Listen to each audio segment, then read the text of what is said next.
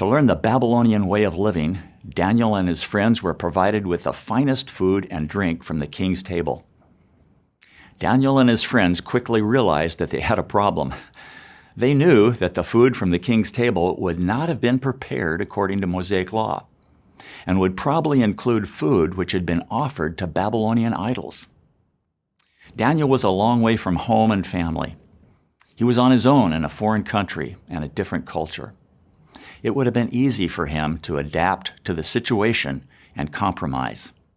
But Daniel had convictions, and he resolved that he would not defile himself by indulging in the fine food served on the king's table.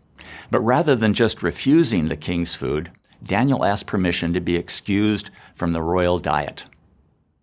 When their trainer hesitated, Daniel proposed a 10-day test, during which he and his Judean friends would eat only vegetables.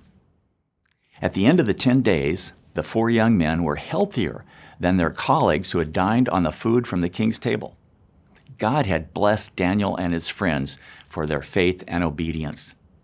Daniel had learned an important lesson. God honors those who honor him. During their years of training, I'm sure that these young men studied diligently. But God's sovereignty over their education is evidenced by the words, God gave them knowledge and understanding. In addition, Daniel was given the ability to interpret visions and dreams. How different would the book of Daniel read if Daniel and his friends had compromised their convictions to blend into the Babylonian culture? If these young men had not held firmly to their convictions, there would probably be no story of Daniel's friends in the fiery furnace, or the account of Daniel in the lion's den.